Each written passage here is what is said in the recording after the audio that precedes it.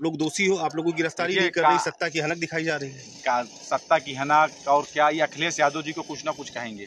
हमारे अधिवक्ता साथीगण हमारे लिए काम कर रहे हैं, वो कानूनी तौर पर इसकी सलाह ले रहे हैं। हम लोग कोर्ट पे गए हुए हैं, हमें न्यायपालिका पे पूरा भरोसा है और जो न्यायपालिका से हमें न्याय मिलेगा।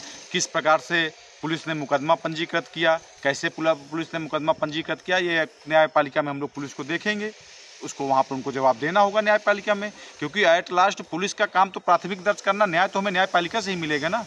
और पुलिस के जो मुसलमान ईंटें फेंक रहे थे, जो मुसलमान तलवारें लिए खड़े थे, जो मुसलमान अपनी छतों में, रेलवे के अंदर जो बोल्डर होता है उसको छतों में उन्होंने स्टोर कर रखा था, उसके ऊपर मुकदमा पंजीकृत क्यों नहीं किया अभी तक? हमारे फेसबुक में आप लोग देख रहे होंगे किस प्रकार से मुझे धमकी दी जा रही है कि सीधे तुम्हारे सीने में गोली मारी जाएगी और जिस चौराहे पे मिल जाओगे उस चौराहे में तुम्हें मैं खोद के गाड़ दूंगा। मुझे फेसबुक के माध्यम से लगातार धमकियां दी जा रही हैं। हिंदू समाज की देवी देवताओं को गालियां दी जा रही हैं। हमारी दुर्गा माता को किस प्रकार से शब्द लिखे जा रहे हैं कि उन शब्दों को मैं पढ़ नहीं सकता हूं। तो मुस्लिम समाज तो फिर उकसाने का काम कर रहा है ना।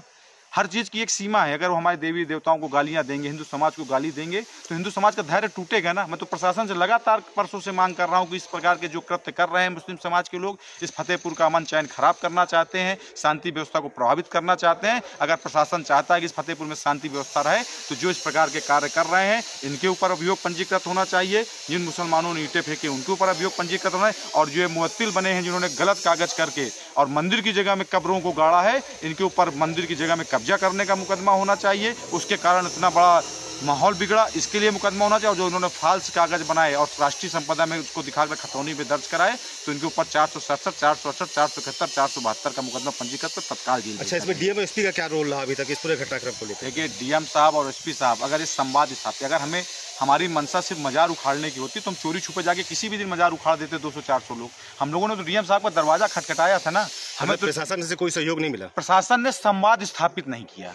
कुल मिलाकर प्रशासन की लापरवाही से इतनी बड़ी घटना। अगर प्रशासन संवाद स्थापित रखता तो निश्चित रूप से कोई ना कोई रास्ता, जब डीएम साहब ने ये मान लिया था बैठक में कि ये गलत तरीके से इन्होंने कागजों में हेरफेर की है, तो तत्काल इनको मुकदमा पंजीकृत कर देना चाहिए था और हम लोगों से बातचीत करनी चाहिए था। हमने कोई पहली चीज थोड़ी पहले दिन पूजा करने, हमने तो जो अपना ज्ञापन दिया था उस पर स्पष्ट लिखा था कि कुछ अराजक तब तो वहाँ पे अपना जमावड़ा लगाए रहे। ये ज्ञापन 8 तारीख को ही क्यों दिया गया? 7 तारीख को पूर्व में क्यों नहीं दिया गया? हम लोग तो 14 जुलाई से इस बात की बातचीत कर रहे हैं। तो इसके पूर्व में आप लोग कहाँ? मैं कहता हूँ 14 जुलाई। देखिए, ये नहीं हो सकता कि हमारी जमीन पे कोई आज कब्जा कर ले और हमारी आज नजर नहीं पड़े तो उसमें परसों उसमें खड़े नहीं हो सकते। नहीं, इसके ये मामला तो काफी दिनों से चल रहा है ना। जब आप ये बता रहे कि पुराने जमाने से, तो आप ये अभी इसमें मैं कह रहा हूँ कि ये कोई राजनीति नहीं है। अरे मैं कह तो रहा हूँ, आज चुनाव होने हैं क्या? 1.5 साल। अगर मैं राजनीति का होता तो मैं 27 के हम लोग 2 महीने पहले खड़े होते। आज चुनाव तो हो नहीं रहे हैं। आज तो 1.5 साल का मौका है चुनाव के लिए। अगर राजनीतिक तौर पे आप जो चुनाव तो 1.5 साल का मौका है। तो कुल मिला के मानना है कि जिला प्रशासन ये हमारी आस्था का केंद्र है, हमें मिलना चाहिए, मिल के रहेगा। कल भी मंदिर था, आज भी मंदिर है और जब तक जीवित रहेंगे तब तक ये मंदिर रहेगा। कुल मिला के जिला प्रशासन की लापरवाही थी। हिंदू समाज को कोई मौका नहीं दिया गया था, हमें कोई चुनने का विकल्प नहीं मिला था इस हिंदुस्तान में, लेकिन मुस्लिम समाज को एक विकल्प दिया गया था। तो जो मुस्लिम थे पाकिस्तान चले गए, जो मुस्लिम यहाँ पर रह गए उन्हें हमारे साथ संभावनाओं के साथ रहना चाहिए, हमारे साथ सहयोग करना चाहिए। और जो भी हमारे धार्मिक स्थल स्थगेश हैं तो इनको खुद निकलकर हम लोगों को सौंप देने चाहिए।